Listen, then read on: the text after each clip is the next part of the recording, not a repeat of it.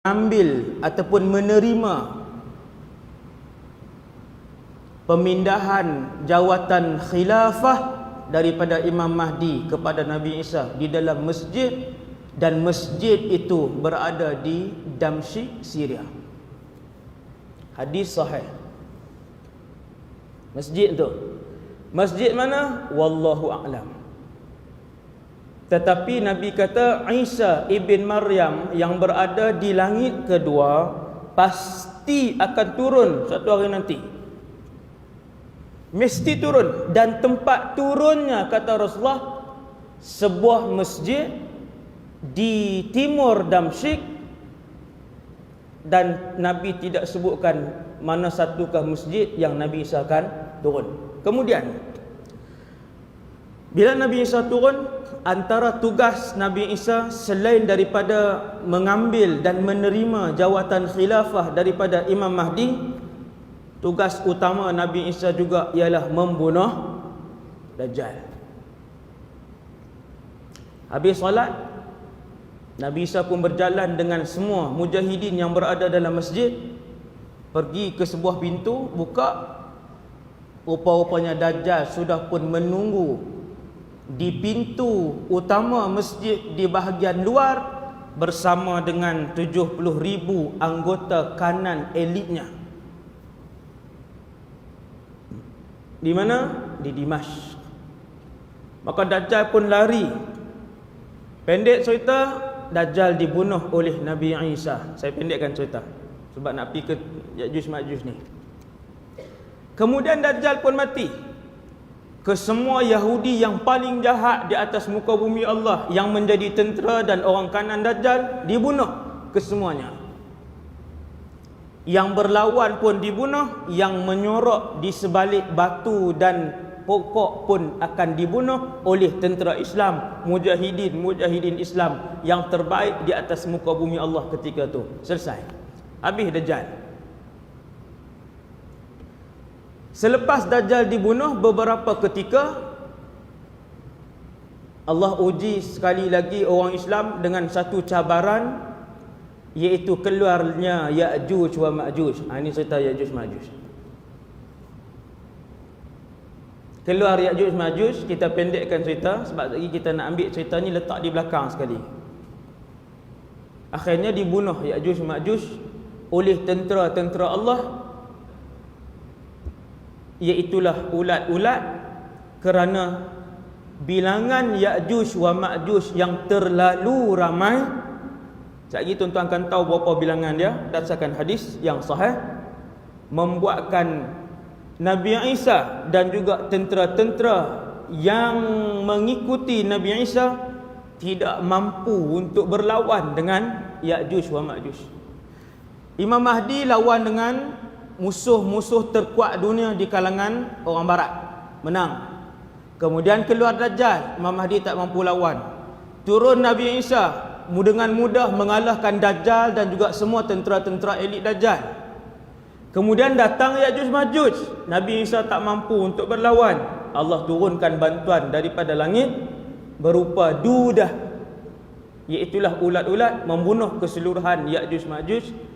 Dan kemudian bermulalah era pemerintahan Nabi Isa alaihissalam, sampailah Nabi Isa diwafatkan oleh Allah. Tamat. Itu mukadimah dia. Tuan-tuan nampak kekuatan Ya'juj wa Ma'juj. Nabi Isa adalah Imam Mahdi, satu pasukan yang paling kuat di atas muka bumi Allah, paling kuat. Tapi bila keluar Dajjal, tak boleh lawan Dajjal dan tentera-tenteranya. Turun Nabi Isa, kuatnya Nabi Isa dengan kekuatan yang diberikan oleh Allah, dengan mudah mengalahkan Dajjal. Boleh dikalahkan oleh Imam Mahdi sebentar tadi. Faham kan? Nampak? Dimatikan Dajjal, dibunuh oleh Nabi Isa dengan izin Allah. Turun satu lagi makhluk yang tiada bandingannya di atas muka bumi Allah. Tak ada. Tuan-tuan, siapakah makhluk yang paling dahsyat kerosakan, yang paling kuat kekuatannya melebihi Dajjal? Tak ada. Tiada. kerajaan kafir hari ini besar macam mana pun, luas bagaimanapun empire mereka, banyak mana pun tentera mereka, akan dikalahkan oleh Imam Mahdi. Kemudian bila keluar Dajjal, Imam Mahdi tak mampu lawan, Nabi Isa kalah dan bunuhkan Dajjal dengan mudah. Tapi bila turun Ya'juj Ma'juj, kata Allah Subhanahu Wa Ta'ala, wahai Isa, mereka ini bukan lawan kamu. Harriz ibadi ila tur, bawa ke semua mujahidin dan pengikut-pengikut kamu ke Tur. Ya'juj wa Ma'juj bukan lawan kamu. Maksudnya tuan-tuan, bilangan yang sangat ramai dan kekuatan yang luar biasa. Siapa Ya'juj Ma'juj? Ada kaitan dengan Zulqarnain pada pagi ini. Tuan-tuan yang dirahmati Allah, ketika Nabi di Mekah, ni kita patah balik cerita daripada awal. Ketika Rasulullah di Mekah menyebarkan Islam kepada penduduk Mekah, Nabi ditentang setiap hari. 13 tahun di Mekah, Nabi tak boleh nak buat kuliah subuh macam ni secara terbuka. Mustahil. Setiap hari Nabi ditentang. Kerajaan Mekah setiap hari memikirkan perancangan untuk menggagalkan dakwah dan menutup pintu dakwah setiap hari. Salah satu strategi yang dilakukan ialah ahli kabinet Quraisy Mekah mesyuarat di Darun Nadwah. Darun Nadwah ni, kalau tuan-tuan pergi ke Mekah hari ni, tempat sa'i, Safa dan Marwah. Di Safa tu, di sebelah kiri Safa, dekat saja, dalam beberapa meter, lebih kurang 10 meter daripada bukit Safa tu, yang tuan-tuan nak tahu sa'i tu, di sebelah kiri, belah sini. Kalau menghadap Marwah, dia duduk belah kanan. Di situlah Darun Nadwah. Darun Nadwah ialah tempat mesyuarat kabinet Quraisy ataupun tempat mesyuarat menteri-menteri Quraisy. Mereka bermesyuarat. Keputusan diambil menghantar dua orang kanan Quraisy, Uqbah ibn Abi Mu'ayth, Nadhr ibn Harith. Dua orang yang kedudukan mereka di dalam kementerian. Maksudnya kalau nak bagi bahasa mudah hari ni, kedudukan mereka penting di Mekah. Dua orang ni pergi ke Madinah, tanya ulama Yahudi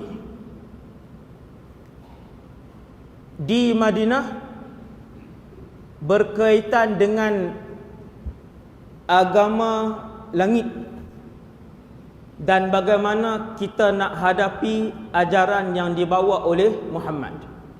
Tuan-tuan faham tak? Quraisy mesyuarat, sekarang ni kita nak lawan dengan Muhammad, kita tak tahu agama yang dia bawa ni agama apa.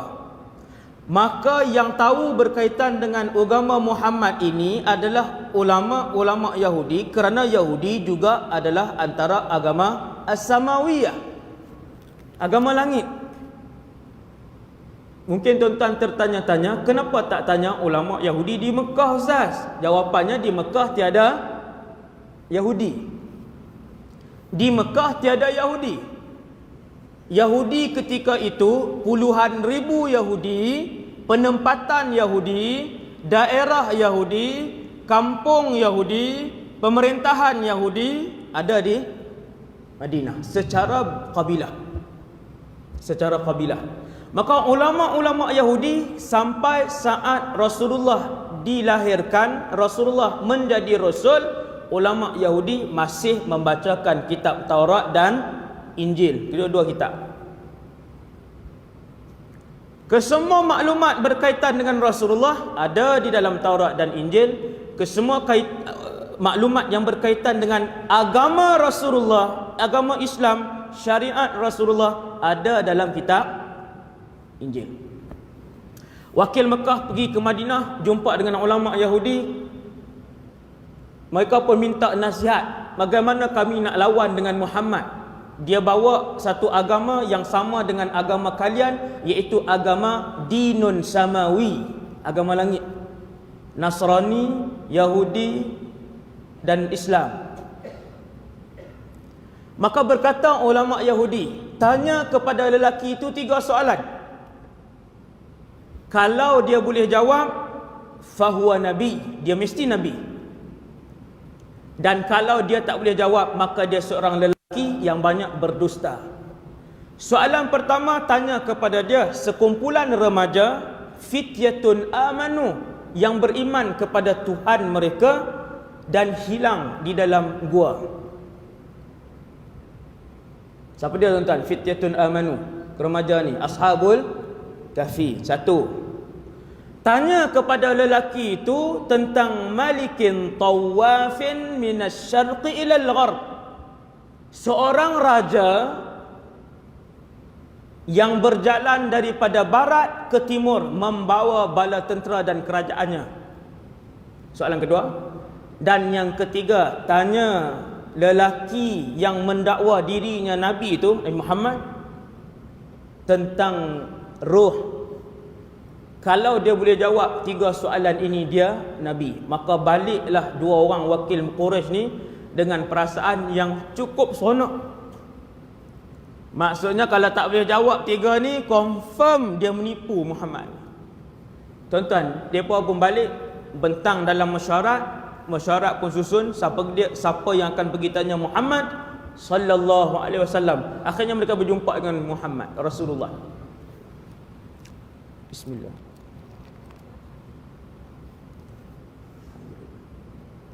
Bila berjumpa dengan Nabi, wahai Muhammad, ada 3 soalan.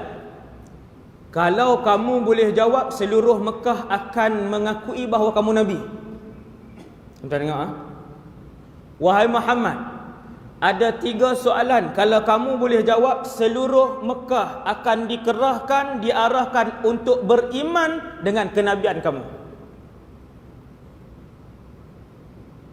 Soalan pertama, siapakah pemuda-pemuda beriman yang hilang di dalam gua? Soalan yang kedua, siapakah raja yang tawaf, berjalan daripada barat ke timur, pemerintahannya dari barat ke timur? Soalan ketiga, ma huwa ruh, apakah itu roh? Muka Nabi berseri-seri. Walaupun ketika itu ketiga-tiga soalan Nabi tidak tahu jawapannya, kerana setiap persoalan jawapannya akan dibawa oleh Jibril, iaitulah wahyu.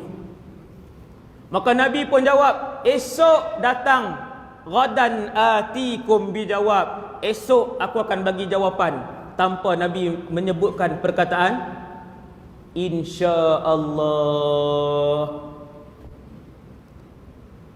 Tuan-tuan, apa saja persoalan yang timbul di kalangan sahabat, yang timbul dari kalangan bukan Islam, yang timbul daripada musuh, Jibril akan segera datang menyampaikan wahyu.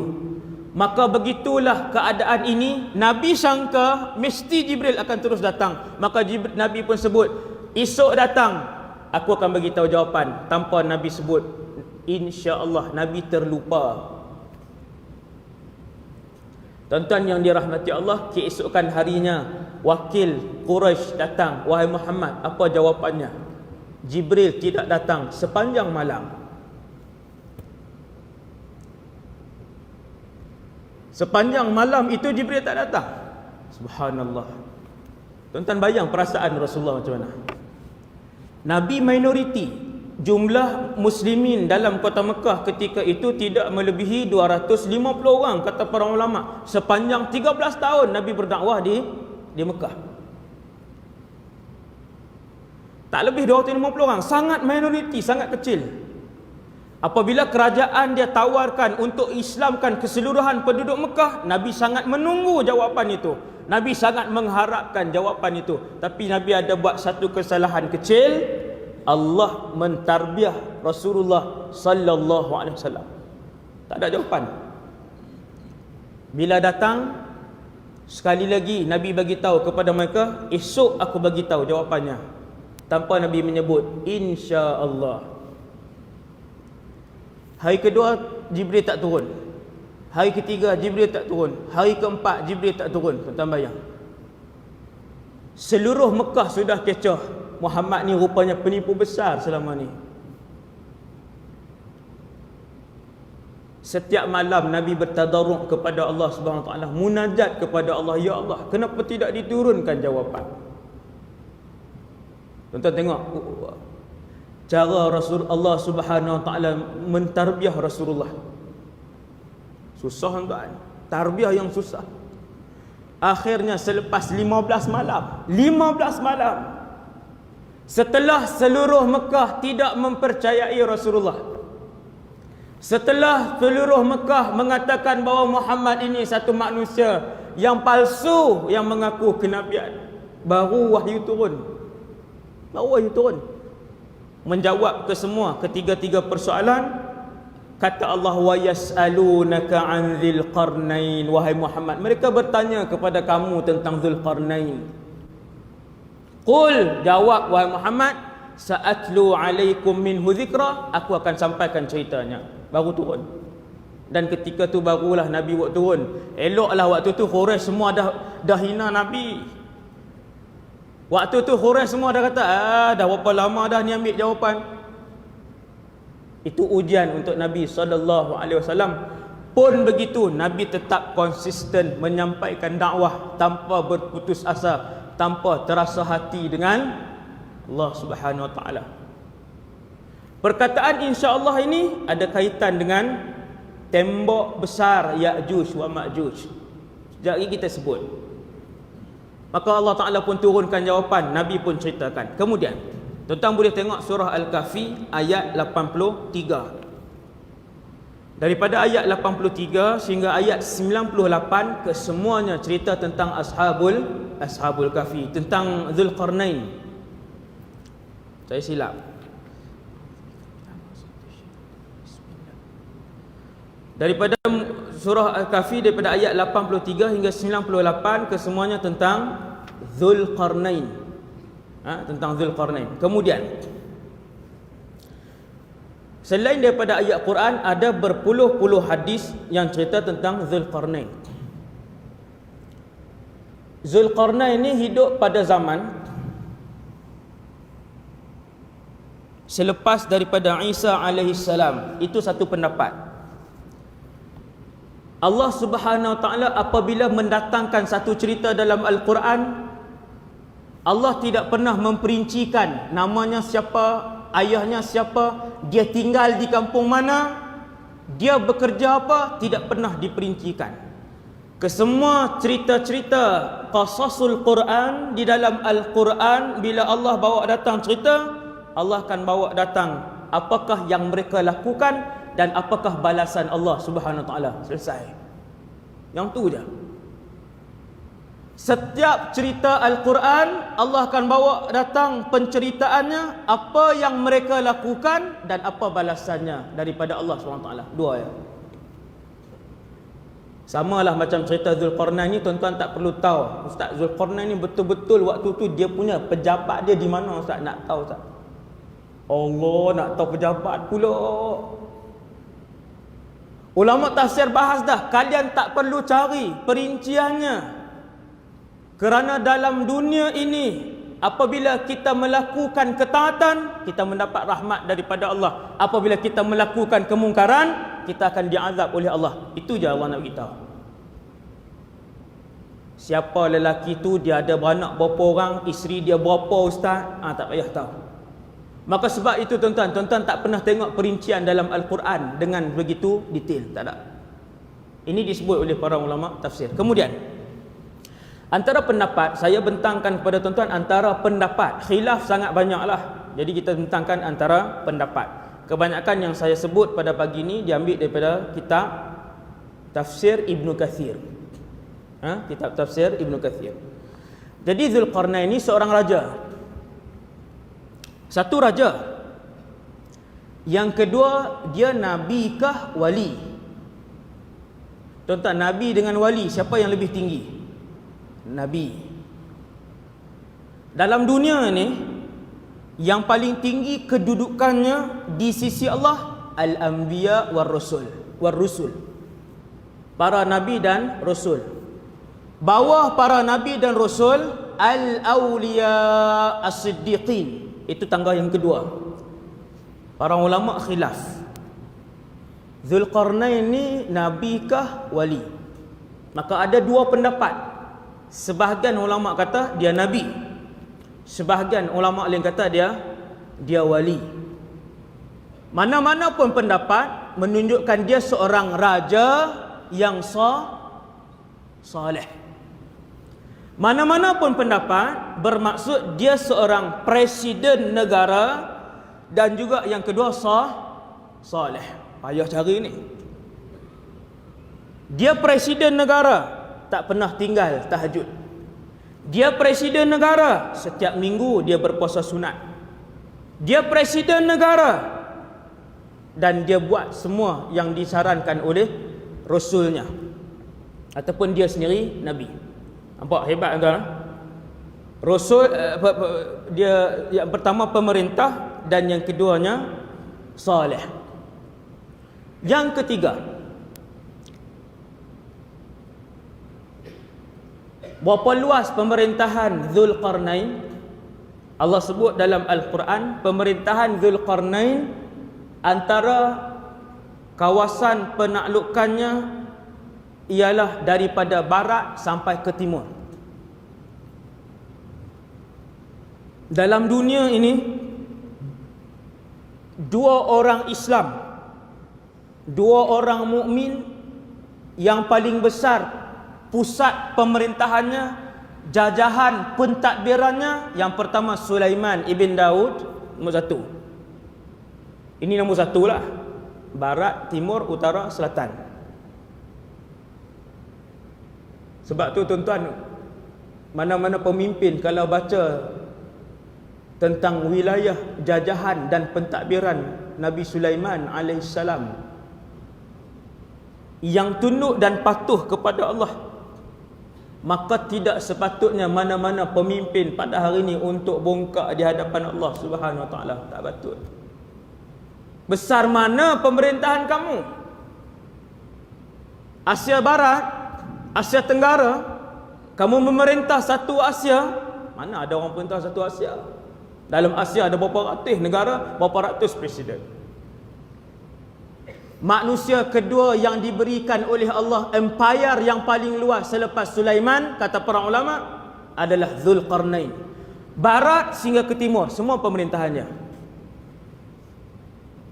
Jadi Zulkarnain ni satu orang lelaki, dia ada keluarga dia ada pemerintahannya, dia ada jajahannya, dan pada satu hari dia membawa keluar seramai mungkin tenteranya yang terdiri daripada pakar keduniaan. Dalam jumlah tenteranya tu tuan-tuan, ada arkitek, ada engineer, ada pakar Quran, ada ulama fiqh, ada ulama lughah, ada ulama Quran, ada doktor, ada pakar penternak dalam tu. Cerita Zulkarnain dalam Quran ini adalah cerita pengembaraan Zulkarnain.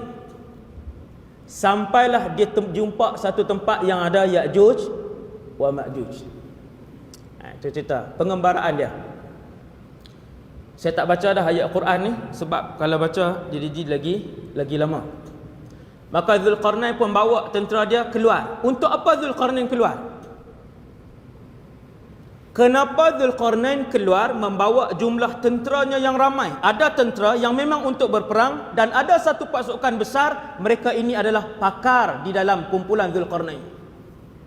Kata para ulama tafsir, pakar dalam semua bidang. Ada yang pakar bahasa, lebih daripada 70 orang.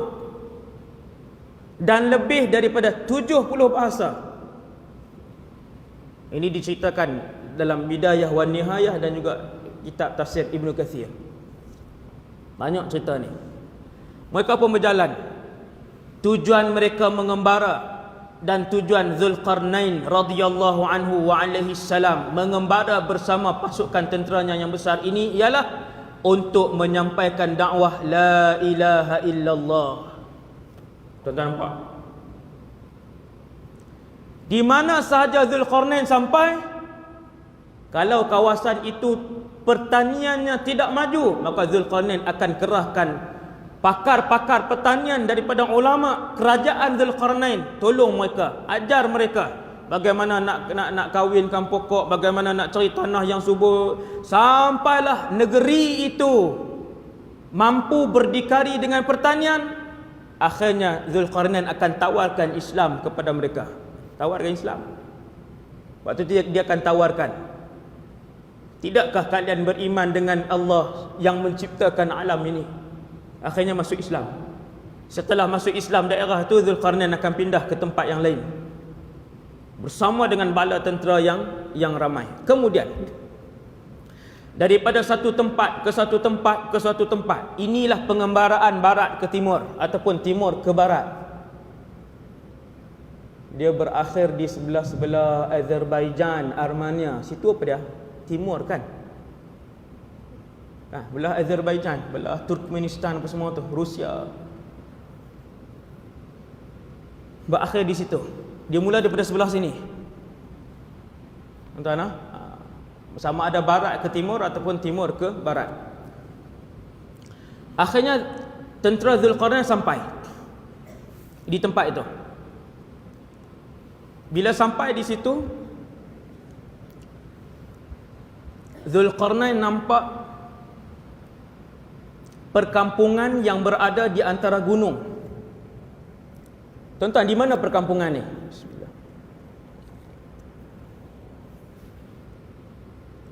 Antara pendapat ulama, bukan ijma', khilaf terlalu banyak. Antara pendapat ulama, perkampungan ini di antara Azerbaijan dan juga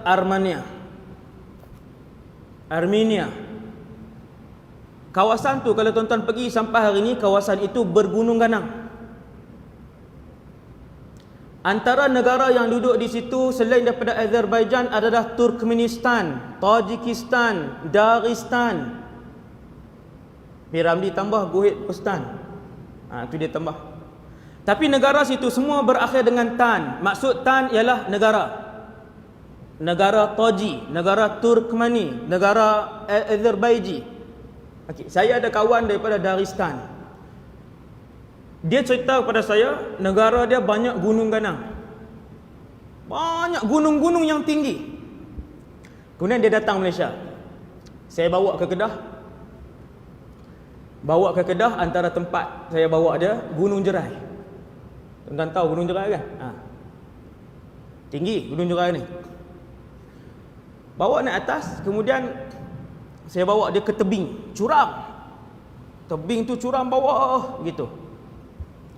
Waktu saya duduk di tebing tu, bila kita duduk di tebing tu, tebing yang paling ujung, tuan-tuan boleh tengok pemandangan yang luas. Udara dia sejuk, suasana seronok lah. Cuaca dia sejuk di situ. Atas Gunung Jerai, puncak. Boleh duduk seorang-seorang baca Quran ke, sangat seronok di situ.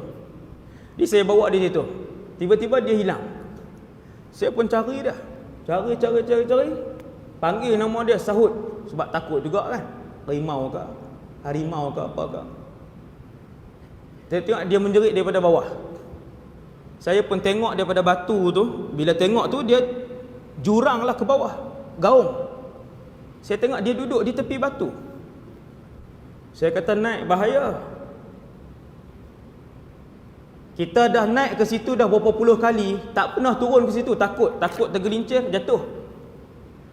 Dia hari pertama naik, dia dah lalu di lereng-lereng curam tu.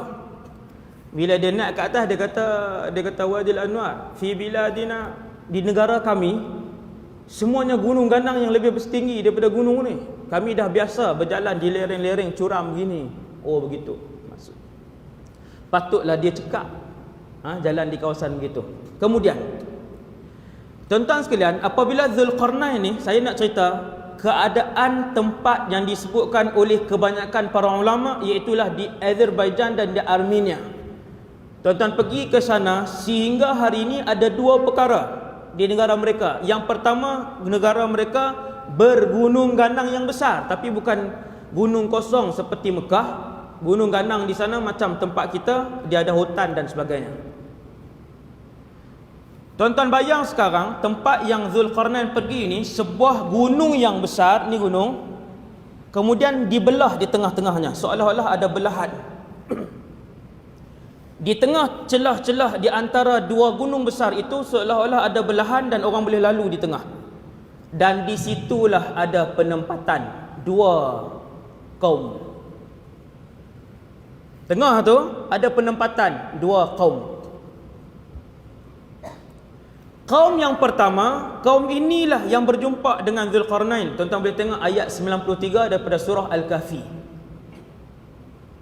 Ada satu kaum daerah, satu kabilah, satu daerah yang besar, hidup satu kumpulan. Bila Zulkarnain dengan tenteranya sampai, mereka ni pun datang.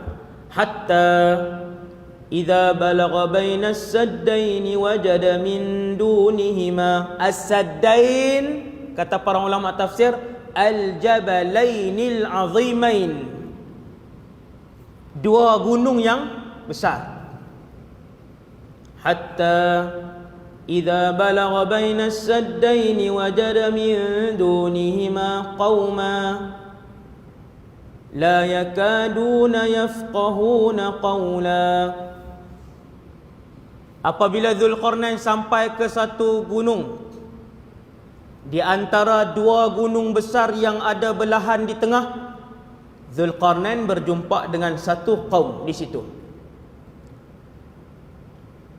Apa sahaja masalah sepanjang pengembaraan Raja Zulkarnain bersama bala tenteranya yang besar akan diselesaikan oleh Allah. Apa sahaja.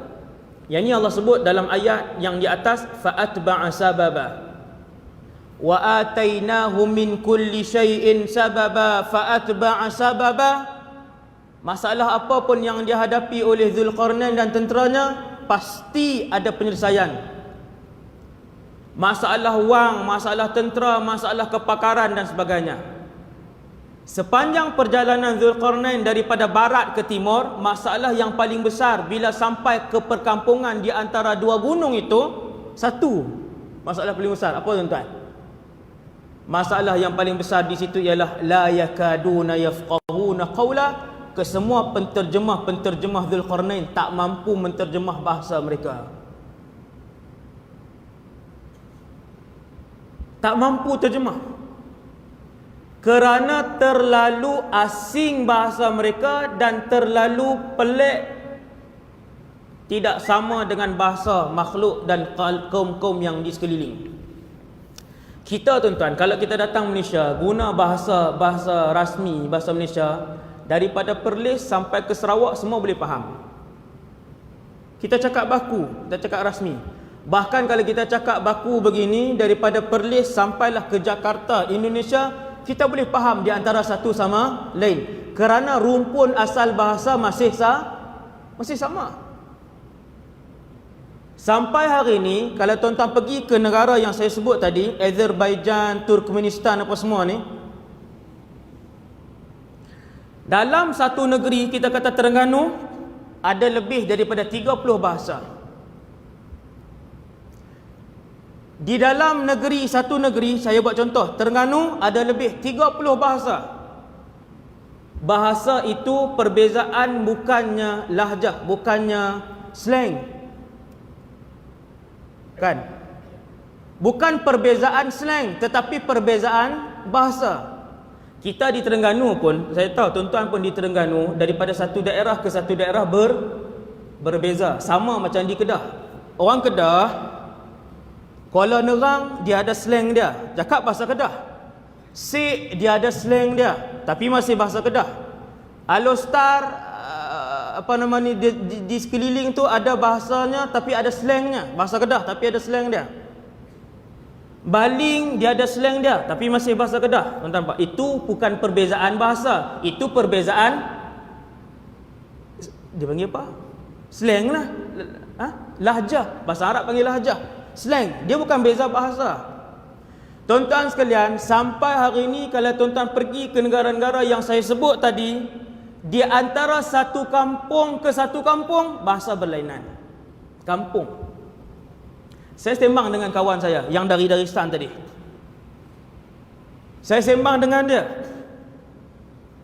Kemudian dia pun cakap dengan saya, dia kata kami dalam negeri kami Dagestan, negara kami Dagestan, setiap daerah menggunakan bahasa yang berlainan. Saya tanya dia, menggunakan bahasa yang berlainan ataupun menggunakan lahjat yang berlainan, lahjah yang berlainan? Dia kata la, takhtaliful lughat walaysa takhtaliful lahjat. Dia kata yang berbeza itu bahasa, bukan lahjah. Bahkan dia kata, wahai Wadi Anwar, di antara satu kampung dengan kampung sebelah, bahasa sudah lain.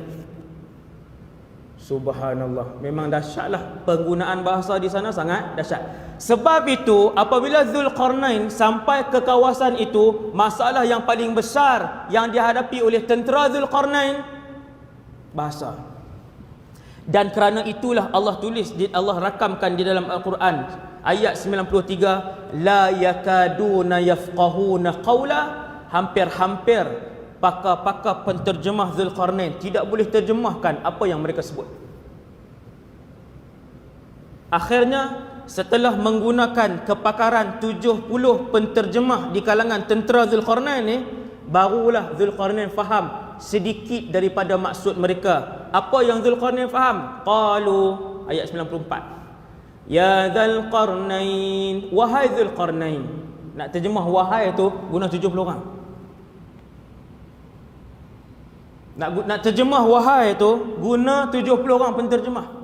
Daripada satu bahasa ke satu bahasa, satu bahasa, satu bahasa, sampailah ke bahasa Zulkarnain. Oh, ni zikir. Ya Zulkarnain, inna Ya'juj wa Ma'juj mufsiduna fil ard. Ni cerita, ni ada cerita itu tak?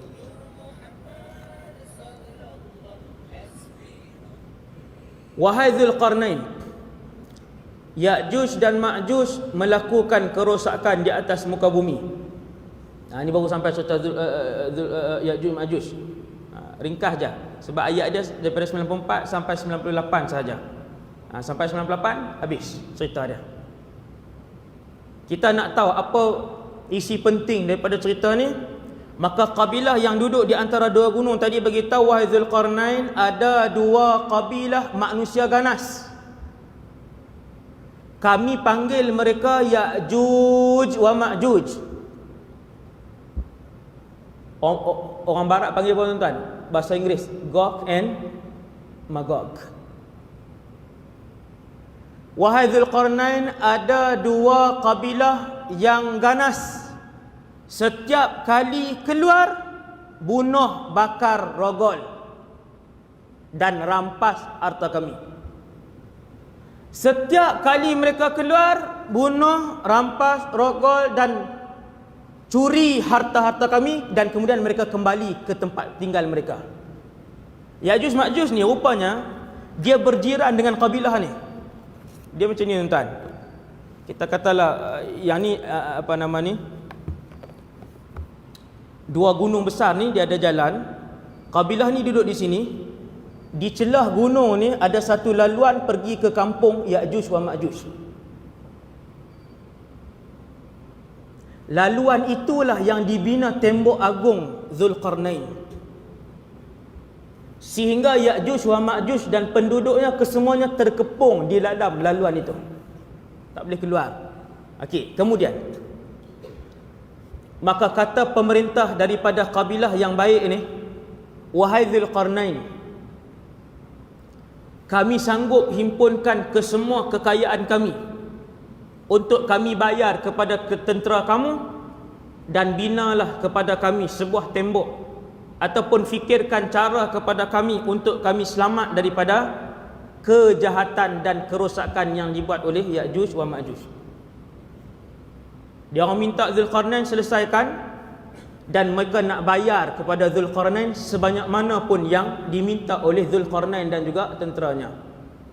Allah cerita dalam Quran, فَهَلْ نَجْعَلُ لَكَ خَرْجًا عَلَىٰ أَن تَجْعَلَ بَيْنَنَا وَبَيْنَهُمْ سَدًّا. Wahai Zulkarnain, kami sanggup kumpulkan banyak mana duit untuk dibayar kepada kalian. Apa jawab Zulkarnain? Zulkarnain seorang raja yang kekayaan dia dari barat ke timur. Dia nak ke duit tuan-tuan? Dia tak pandang duit tu. Seperti mana Balqis membawa hadiah-hadiah bernilai kepada Sulaiman alaihissalam. Nabi Sulaiman dia boleh arahkan jin pergi ambil sebanyak mana mutiara di dalam laut. Nabi Sulaiman boleh arahkan jin sekelip mata mengambil berapa tan pun emas dan perak daripada perut bumi.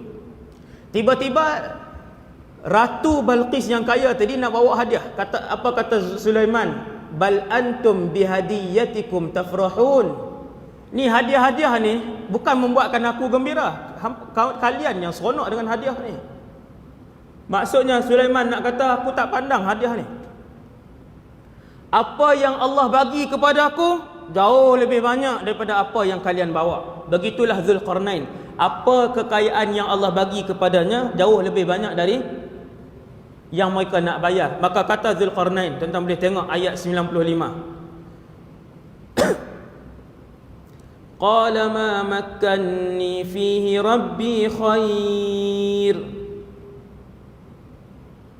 Wahai pemerintah sekalian, kata Zulkarnain kepada kabilah tadi, pemerintah kabilah tadi, kekayaan yang Allah bawa ke dalam kerajaan aku jauh lebih banyak daripada apa yang kalian nak kumpulkan. Fa'inuni biquwwah. Aku hanya perlukan bantuan tenaga dan material, benda. Zulkarnain kata aku nak dua bantuan. Yang pertama kekuatan tenaga orang yang lebih ramai, satu. Dan yang keduanya kata Zulkarnain, aku nak logam, bahan, material. Apa yang Zulkarnain minta? Dia pun sebut kepada mereka, atuni zubaral hadid. Kata Zulkarnain, sekarang ni kalian kumpulkan sebanyak mana besi yang ada. Tuan-tuan bayangkan apakah teknologi yang digunakan pada zaman tu.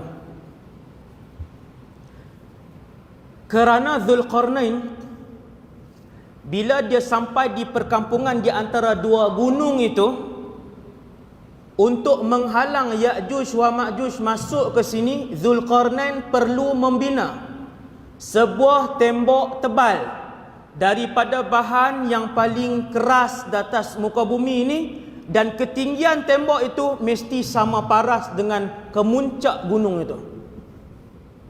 Teknologi apa tuan nak guna waktu tu? Subhanallah. Yang ni yang ulama fikir ni. Sebab itu tuan-tuan sekalian, teknologi pada zaman kita bukanlah teknologi yang tercanggih dalam abad manusia. Tidak. Teknologi di zaman kita bukanlah teknologi yang paling canggih. Tidak sama sekali. Tuan-tuan, bab itu kita boleh bincang 1 jam 30 minit bab tu. Saya sebut satu je tuan-tuan, satu saja. Zaman Fir'aun. Antara teknologi Fir'aun yang tidak boleh ditandingi pada zaman ini ialah teknologi bangunan. Saya sebut contoh sikit je. Antara teknologi yang tidak boleh ditandingi oleh teknologi moden hari ini ialah teknologi bangunan, iaitu pada zaman Fir'aun dibina sebuah menara. Mana dalil Ustaz? Ada dalam Quran menara yang dibina pada zaman Fir'aun. Disebutkan di dalam asar, menara pada zaman Fir'aun ini, ketika Fir'aun arahkan menteri paling kanan, timbalan Fir'aun, nama Haman. Wahai Haman, ibni li sarhan la'alli ablughul asbab. Wahai Haman, arahkan semua arkitek dan engineer kita bina satu menara yang paling tinggi untuk aku melihat Tuhan Musa. Di dalam asar disebutkan tinggi menara itu ialah 10 batu. Tuan-tuan, 10 batu berapa kilometer? 13 kilometer. 2016 menara yang paling tinggi ada di Dubai, namanya Burj Khalifah. Ketinggian dia lebih kurang 1 kilometer. Satu je tuan-tuan, dah cukup.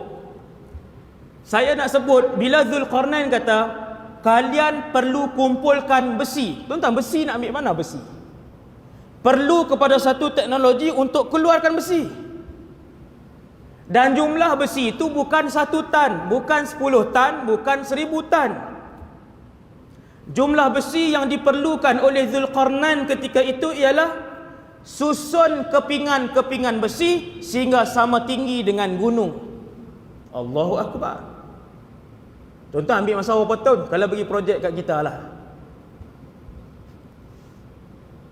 Kalau bagi projek kat kita yang ni, projek ni makan masa berapa tahun? Tetapi binaan itu diselesaikan kurang daripada setahun. Kurang daripada setahun. Tuan-tuan, akhirnya penduduk di situ mengerahkan kerajaan di situ, mengerahkan semua rakyat dia bersama dengan tentera Zulkarnain untuk kumpulkan besi sebanyak itu. Kita pun tak tahu apa teknologi yang dia guna. Wallahu a'lam. Adakah mungkin tuan-tuan tanya, ustaz, mungkin bantuan Allah turunkan besi? Tidak. Bukan dia maksudnya Zulkarnain bermunajat kepada Allah Ta'ala maka diturunkan besi dari langit, bom-bom turun. Tidak sama sekali. Mereka berusaha seperti manusia biasa. Akhirnya kepingan besi dikumpulkan. Di antara dua gunung ni laluan. Di tengah-tengah laluan tu ada satu laluan masuk ke dalam. Di situlah kampung Ya'juj wa Ma'juj. Maka Zulkarnain membina benteng begitu di tengah-tengah, memisahkan laluan tengah di antara dua gunung tu. Orang yang belah sana tak boleh datang sini, orang yang ke sini tak boleh ke sana. Akhirnya kepingan besi disusun. Kemudian buat apa? Adakah kepingan besi disusun sahaja? Tidak. Tuan-tuan tengok apa Allah sebut dalam Quran. Atuni zubaral hadid. Ini ayat 96. Bawa datang kepadaku, kumpulkan kepadaku sebanyak mungkin kepingan-kepingan besi. Hatta idza sawa bainas sadafain, sehinggalah kepingan besi itu disusun sama di antara dua paras gunung. Qala fukhu, bakar besi-besi itu. Bakar pula tuan. Berapa ribu mancis digunakan? Besi tuang dengan petrol, hidup lah. Qala fukhu, bakar. Di sini ulama tafsir fikir ayat ni, ulas ayat ni, macam mana, teknologi apakah yang digunakan oleh Zulkarnain. Ni yang kata hebat tuan. Satu kerajaan apabila tunduk kepada Allah Azza wa Jal, Allah Ta'ala akan datangkan ilmu kepada mereka. Ini kaedah ilmu. Maka Zulkarnain memimpin rakyat dia untuk tunduk kepada Allah. Maka mereka didatangkan kemahiran dan ilmu untuk menguasai alam ini. Disusun kepingan besi, dibakar. Apabila besi itu merah kesemuanya daripada atas sampai ke bawah, hatta idza ja'alahu nara, sehinggalah besi itu menjadi api. Kata ulama tafsir, iaitu besi itu dibakar menjadi kemerah-merahan. Apa dibuat ketika itu? Kata Zulkarnain, atuni ufrigh alaihi qitara, bawa datang kepada aku tembaga yang dicairkan. Tembaga pula. Dah satu masalah nak cari tembaga, nak memenuhi di antara dua gunung besar. Tembaga itu dicairkan. Tuan-tuan, dengan peralatan apa mereka mencairkan tembaga yang begitu banyak? Yang ni tak ada jawapan. Teknologi hari ni tak ada jawapan dah. Nak buat satu bangunan yang lebih tinggi daripada KLCC hari ni, dan bangunan tu dibuat daripada tembaga dan juga besi. Tak masuk akal. Tembaga itu pula, kata Zulkarnain, aku nak tembaga cair. Penduduk di situ tanya, wahai Zulkarnain, untuk apa tembaga cair? Panaskan besi sehingga merah, tuangkan tembaga cair, ia akan menjadi material, logam yang paling keras di atas muka bumi Allah. Datang mana tuan-tuan? Hukum fizik itu daripada mana Zulkarnain bawa? Maksudnya di dalam pasukan tentera Zulkarnain itu ada pakar-pakarnya. Akhirnya tuan-tuan berjaya. Tak tahulah ambil masa berapa lama, tapi kurang daripada setahun. Akhirnya berjaya, maka siaplah tembok Zulkarnain. Setelah berjaya siap tembok itu, subhanallah, kata Zulkarnain, famasta'u an yadhharuhu wa mastata'u lahu naqba. Ayat 97 surah Al-Kahfi. Zulkarnain kata mereka tidak akan mampu panjat dan mereka tidak akan mampu tebuk. Yang ni kita tak tahu. Ayat ini juga menimbulkan kehairanan dan kebingungan kita. Kenapa tembok ini tidak mungkin dipanjat? Maksudnya ada pula teknologi lain yang ditambah oleh Zulkarnain membuatkan tembok ini tidak boleh dipanjat. Tuan-tuan, tak boleh panjat. Ya'juj Ma'juj ini bukan zaman Rasulullah, berapa ribu tahun sebelum zaman Nabi pula. Setelah lebih 3,000 tahun sehingga ke saat pagi ini, Ya'juj wa Ma'juj masih cuba untuk memanjat dan masih cuba untuk menebuk, tapi tak mampu. Setiap hari. Sebab tu Zulkarnain berani sebut. Dia kata Ya'juj wa Ma'juj panjat pun tak boleh, tebuk pun tak boleh. Apa kata Zulkarnain akhir sekali sebelum meninggalkan perkampungan tu? Qala hadha rahmatum mir rabbi. Nampak tuan-tuan? Subhanallah. Macam mana pun kepakaran yang diberikan kepada Zulkarnain, bagaimanapun kuatnya Zulkarnain, kesemuanya dikembalikan kepada Allah. Zulkarnain kata hadha rahmatun min rabbi. Ini semua rahmat Tuhanku. Tuan-tuan, kita besar mana kekuatan kita, kekayaan kita, kerajaan kita, tapi tak pernah sebut hadza rahmatun min rabbi. Hebat Zulkarnain. Setelah selesai membina tembok, Allah mengilhamkan kepada beliau dan pakar-pakarnya. Akhir sekali Zulkarnain ajar kepada manusia, hadza rahmatun min rabbi. Ini rahmat Tuhanku. Apabila datang janji Tuhanku, fa idza jaa wa'du rabbi, apabila datang janji Tuhanku, ja'alahu dakka, tembok ini akan musnah. Wa kana wa'du rabbi haqqan, dan janji Tuhanku pasti benar. Bila tuan-tuan tembok ini musnah? Ketika mana zaman Nabi Isa. Allah pun arahkan, wahai Isa, habis hari ni saya kita dah sampai ke belakang. Allah pun arahkan cerita yang saya buat mukadimah tadi. Setelah Nabi Isa kalahkan Dajjal, bunuh Dajjal, tentera-tentera Dajjal, akhirnya tembok ini pecah. Bagaimana cerita tembok ini pecah? Pada satu hari mereka berkumpul, Ya'juj wa Ma'juj berkumpul. Seperti biasa mereka cuba untuk panjat, seperti biasa mereka cuba untuk pecahkan. Pada zaman Rasulullah tembok ini telah dipecahkan sebesar ini. Besar ni. Bukan saya buat ni, Rasulullah yang buat. Nabi terjaga dalam satu malam, tidur di rumah salah seorang isterinya. Apabila Nabi terjaga dalam keadaan yang terkejut, isteri Nabi bertanya, ya Rasulullah, apa yang membuatkan kamu terkejut? Nabi kata, celakalah seluruh orang Arab, akan binasalah seluruh orang Arab. Min syarrin qad iqtarab, dengan satu kejahatan besar yang sangat hampir, iaitu tembok besar Ya'juj wa Ma'juj telah pun ditebuk sebesar ini. Nabi buat begini. Tuan-tuan, berapa ribu tahun besar ni? Kalau tuan-tuan tanya berapa tebal tembok tu, Allahu Akbar, tak tahulah berapa tebal. Kita tak boleh bayang berapa ratus meter tebalnya tembok tu. Baru besar ni, korek. Sehingga sampai satu masa Allah izinkan tembok ini dipecahkan. Apabila mereka korek tembok ini, mereka kata esok insya-Allah tembok ini dipecahkan.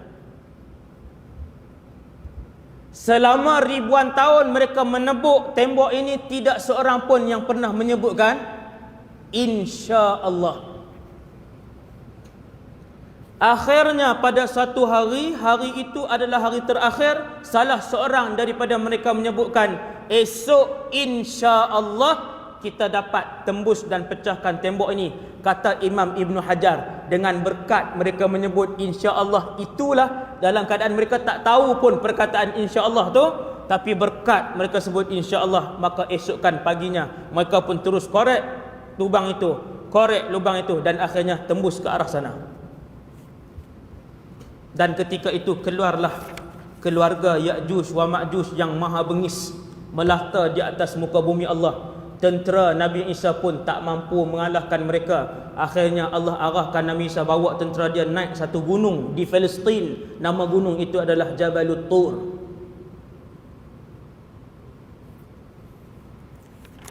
Ramai sangat kau ustaz bilangan Ya'juj wa Ma'juj ni.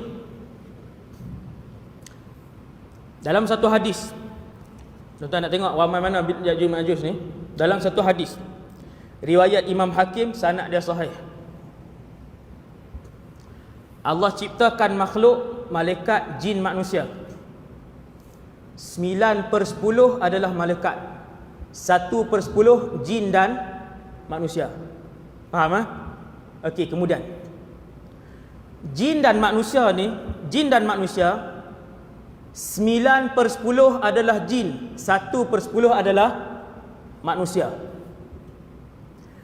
Dan kita kumpulkan semua manusia, 9/10 Ya'juj wa Ma'juj, 1/10 kita ni lah. Subhanallah. 9/10 daripada bangsa manusia, daripada zaman Nabi Adam alaihissalam sampai kiamat, ke semua manusia 9/10 Ya'juj wa Ma'juj, 1/10 kita ni lah. Umat Nabi Musa, umat Nabi Sulaiman, umat Nabi Ayub, umat Nabi Muhammad, semua umat-umat ni 9/10 Ya'juj wa Ma'juj. Sebab tu tuan-tuan, bilangan dia Allahu Rabbi memang sangat ramai. Tentera Nabi Isa yang kuat itu pun Allah Ta'ala arahkan naik ke gunung. Kalian tak mampu berdepan dengan mereka. Banyak mana tuan-tuan, hari ni ada 7 bilion manusia. Kita kata kalau 10 kali ganda 70 bilion. Itu baru manusia yang hari ni. Subhanallah. Nabi cerita apabila Ya'juj Ma'juj ni keluar, 5 minit lagi tuan-tuan. Apabila Ya'juj wa Ma'juj ini keluar daripada tembok besi mereka yang dibina oleh Zulqarnain, keluar, mereka akan melata di atas muka bumi. Tidak ada satu tentera pun yang boleh mengarahkan mereka, mengalahkan mereka, tak ada. Alal itlaq, termasuk tentera Nabi Isa. Tuan-tuan, waktu tu di atas muka bumi ni manusia ramai macam ni lah, tetapi tidak ada satu tentera pun yang boleh mengalahkan mereka. Akhirnya mereka sampai di Palestin. Kata Rasulullah, mereka kata, kita telah mengalahkan seluruh penduduk bumi. Hari ini kita akan berperang dengan penduduk langit. Hadis ni sahih. Hari ini kita akan berperang dengan penduduk langit. Tuan-tuan, Ya'juj wa Ma'juj ni manusia, bukan binatang, bukan jin, bukan malaikat. Manusia berkaki 2, tubuh badan mereka seperti kita, ketinggian mereka seperti manusia biasa, akan tetapi hati mereka lebih ganas dari binatang buas. Sangat ganas. Nabi kata mereka sirarul a'yun, mata sepet. Selamat dah orang Melayu. Sirarul a'yun ini dalam bahasa Arab bermaksud bermata sepet. Orang mana tuan-tuan? Belah sana lah. Tuan-tuan tak pernah tengok satu bangsa manusia, muka mereka campuran orang Rusia dan China. Waktu saya belajar di Syria dulu, saya duduk di asrama. Dalam asrama tu ada lebih daripada 50 bangsa, lebih. Subhanallah, punya pelik muka macam-macam tuan-tuan. Warna kulit ni pun lebih daripada 7-8 warna. Ni bukan yang hitam campur putih, yang hitam sangat, yang putih sangat, yang putih macam-macam. Apabila Nabi sebut kabilah Ya'juj Ma'juj ini mata mereka sepet, Saya pun cari tengok jenis mata sepek ni. Kemudian kata Rasulullah SAW, ka'anna wujuhahumul mijanul mitraqah. Wajah-wajah mereka itu seperti perisai-perisai yang bulat. Wajah-wajah mereka seperti perisai-perisai yang bulat. Ni bulat tuan-tuan. Adakah orang muka bulat? Subhanallah, dalam alam ni ada satu negara orang dia orang ni muka mereka semua macam ni, bulat. Memang ada tuan-tuan, memang ada. Kita di Malaysia muka bujur, muka macam ni lah ni kita tengok ni lah. Ada satu negara tuan-tuan, kawan saya, ada satu negara, mereka ni semua bermata sepeh dan muka mereka bulat. Bulat macam jam tu, tuan bayang. Bulat semua, bulat. Macam belon-belon. Subhanallah. Nabi sebut, begitulah keadaan hampir kepada Ya'juj wa Ma'juj. Tapi bilangan mereka tersangatlah ramai. Apabila mereka keluar, mereka singgah di sebuah tasik yang besar. Tuan-tuan tahu tasik itu nama apa? Tasik itu nama Tasik Tabariyah. Airnya air tawar yang sedap. Panjang tasik itu 23 km. Tasik Kenyal berapa kilometer? Panjang. Sampai tak? Ada orang tahu? Ada orang tahu? Siapa tahu? Tasik Tabariyah hari ini ada di Israel, Palestin dan negara haram Israel. Panjang tasik itu 23 km. Dalam tasik itu 44 meter. Kata Rasulullah, ketika Ya'juj wa Ma'juj, bilangan dia yang berapa ratus bilion itu keluar, mereka lalu tasik Tabariyah. Lalu tuan-tuan, tenteranya lalu.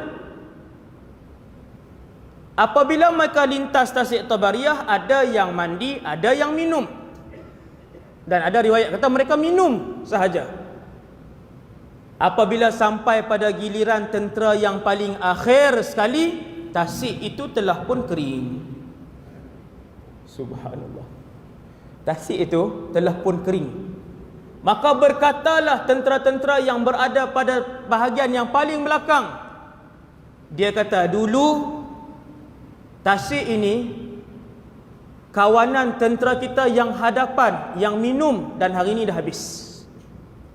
Tuan-tuan bayangkan tengok berapa puluh bilion jumlah Ya'juj wa Ma'juj yang lalu ke situ, setiap orang hanya ambil untuk minum saja. Sampai ke tentera paling belakang, tasik itu sudah kering. Subhanallah.